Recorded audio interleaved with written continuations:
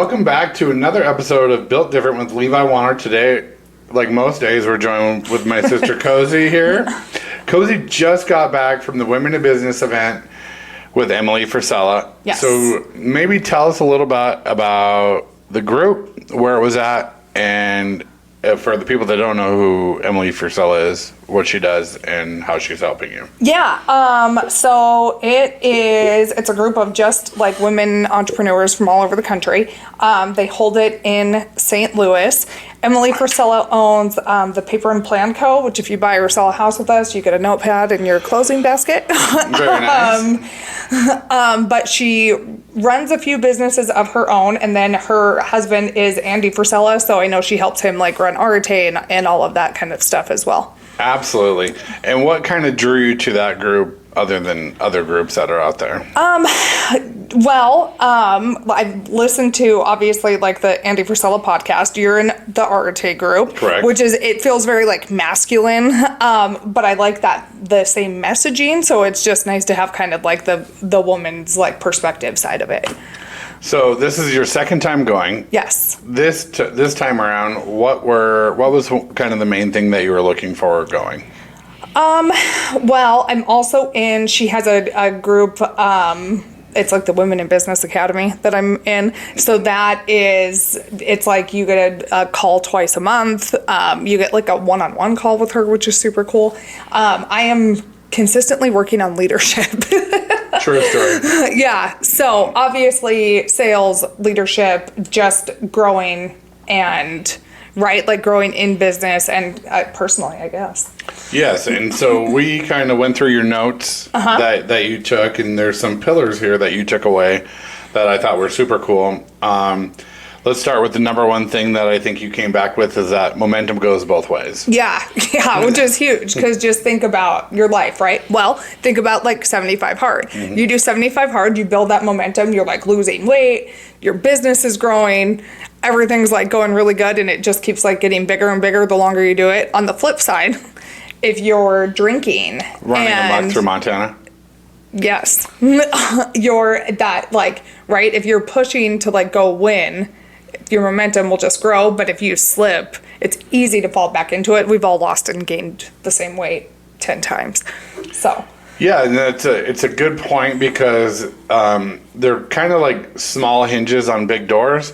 Once they start going one direction, they're not going to stop unless you actively stop it. Right. Or keep pushing it. Right. So, because it's true though, you'll get like momentum like going really good to where you think like, oh, I can back off, and then it starts going the other way. You have to keep the pedal to the floor all the time. You go on vacation and then you're screwed. Then you go on vacation. Yes.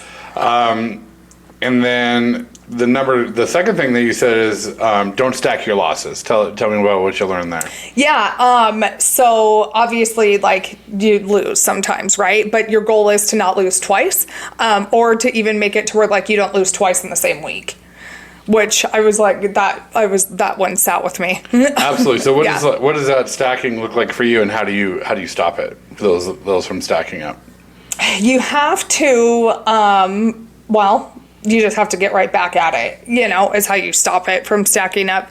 I think I'm pretty good about if I do have a loss, I'm like mad about it for a little bit, but then I get over it and you just have to start over. Absolutely. And the key, like for me with both of those things is knowing how to put your foot on the brakes and reassess and pivot. And hit it hard. Yeah. And that's what the 75 Hard program is great for, because there's always another 30 days to get you back on track. Mm-hmm. Then the next thing that I really liked is, because this happens to us quite a bit. Okay. Is the people that are trying to copy your business style, your social media, everything that we do, since we, nobody wanted to copy us when we sucked. Right. And now that we've got the momentum and we're starting to climb the ranks, we're seeing a lot of copycats. Well, and I get mad, right? Like, how many times have you seen me get really mad if I see someone like copying my stuff, doing the same thing? But they kind of flipped my perspective there on that too, because it said like if you're being copied, like they can never duplicate you because they're not you. Right. But it was like if you're getting copied, you need to push harder because they're chasing you. Right.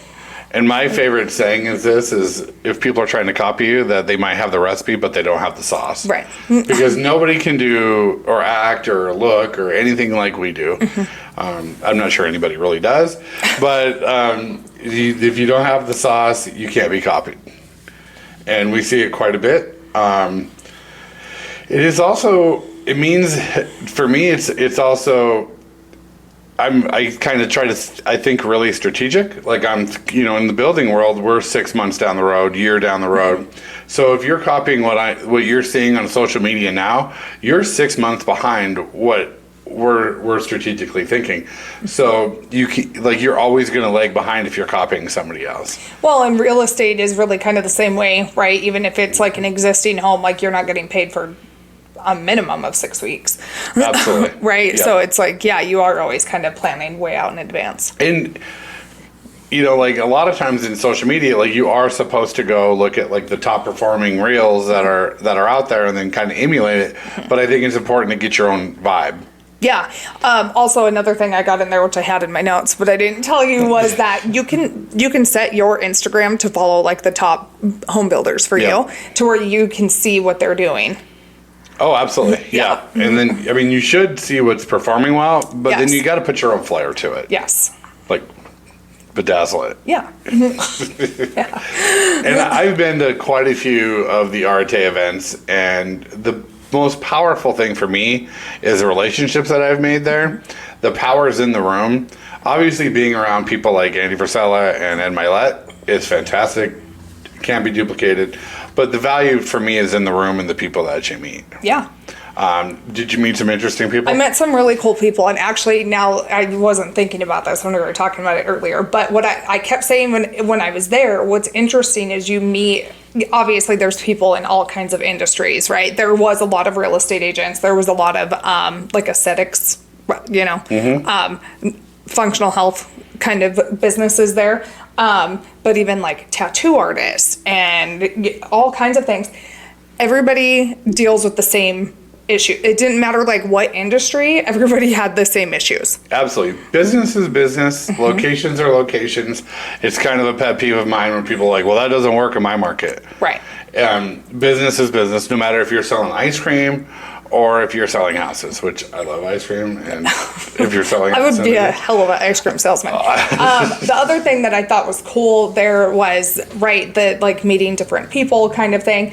And I don't know if Arte does this, but at one point they had us like break into small groups, and she had questions, and then it was like one person said like, hey, what's your biggest struggle in your business right now? And then they had 6 or 7 people all brainstorming, helping them figure it out. Yeah, and it feels like everyone's dealing with the same problem. So like the first person goes, and they're like, yeah, me too. And then the next person, they're like, yeah, me too. Well, and that's just it. How am I dealing with the same issues in a real estate business as someone in a tattoo business? But they're the same. Absolutely. It was like, oh, we're dealing with the same shit. Absolutely. Yeah. Everybody is, and that it's a super powerful room to be in, and I love it that you're doing that. How important do you think self-development is for you? Oh, I think it's huge. So another thing I kind of with what we're dealing with right now is, I just said it. We're out here doing all these like self-development things, so we're kind of ahead of the game, and then you get like someone else kind of figured it out and is now going and telling other people. It's annoying because I put in the time to develop it. It's the copying thing. Yeah, absolutely. Right? Yep. It always comes back to that. And for me, it's great to surround yourself with people that are doing what you're doing, but then there's also people in the room that are way ahead of what you're doing.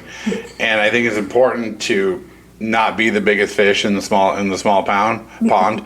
And so I always want to strive to go after people doing follow and emulate people that are doing way more than me, not just because we're the big fish in the small pond.